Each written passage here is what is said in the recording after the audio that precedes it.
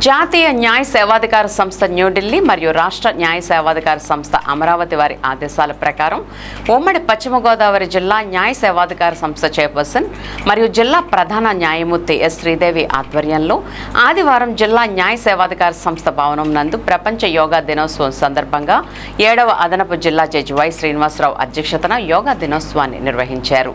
ఈ సందర్భంగా 7వ అదనపు జిల్లా జడ్జి వై శ్రీనివాసరావు మాట్లాడుతూ నేటి ఆధునిక కాలంలో ప్రతి వ్యక్తికి శారీరక మానసిక ఆరోగ్యం ముఖ్యమని, యాంత్రిక జీవితంలో ప్రతి వ్యక్తి మానసిక ఒత్తిడికి లోనవుతున్నాడని, దీనిని యోగాభ్యాసం ద్వారా అధిగమించవచ్చునని సూచించారు.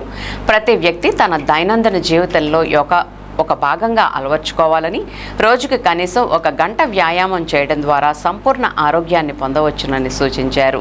యోగా గురువు చంద్రశేఖర్ ఆధ్వర్యంలో న్యాయమూర్తులు, న్యాయవాదులు, కోర్టు సిబ్బంది యోగాభ్యాసాన్ని నిర్వహించారు. మరియు కార్యక్రమంలో జిల్లా న్యాయ సేవాధికార సంస్థ కార్యదర్శి N Srilakshmi, principal senior civil judge S M Pramilarani, ఇతర న్యాయమూర్తులు, bar association president Kone Sitaram, court సిబ్బంది తదితరులు పాల్గొన్నారు.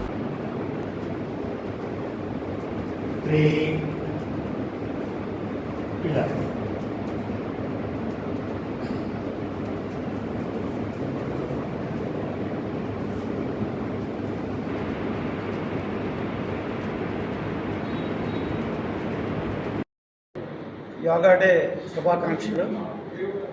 ఈరోజు ఏలూరు జిల్లా న్యాయ సేవా అధికార సంస్థలో జూన్ 21వ తేదీన ఇంటర్నేషనల్ యోగా డే జరుపుకోవడం అయింది.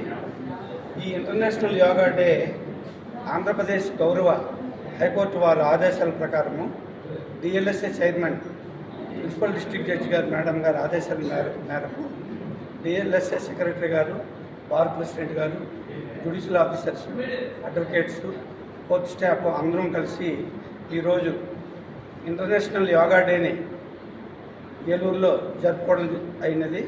యోగా వలన అందరికీ ఆరోగ్యంతో పాటు మనశ్శాంతి, శాంతి కలుగుతుందని ఆశిస్తున్నాను. Thank you.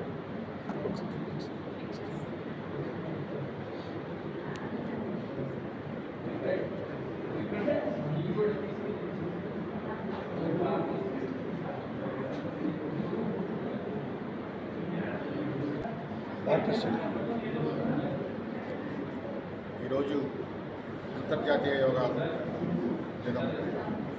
దీనికి సంబంధించి హైకోర్టు ఉత్తర్వు మేరకు మన లీగల్ సర్వీస్ అథారిటీస్, మళ్ళీ మన చైర్పర్సన్ అయినటువంటి జిల్లా జడ్జి గారు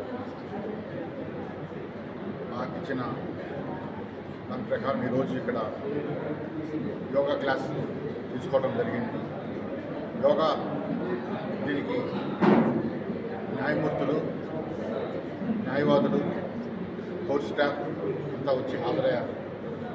ఈ యోగా చేయటం వల్ల శారీరకంగా, మానసికంగా, ఆత్మీయంగా మంచి జరుగుద్ది. ఈ యోగా చేయటం వల్ల మనిషికి ఆరోగ్యం, మనశ్శాంతి కూడా కలుగుతుంది. ఇది ప్రతి వాళ్ళు చేయవలసిందిగా కోరుతున్నాను. ఇప్పుడు ఒక స్మాల్ బ్రేక్ తీసుకుందాం.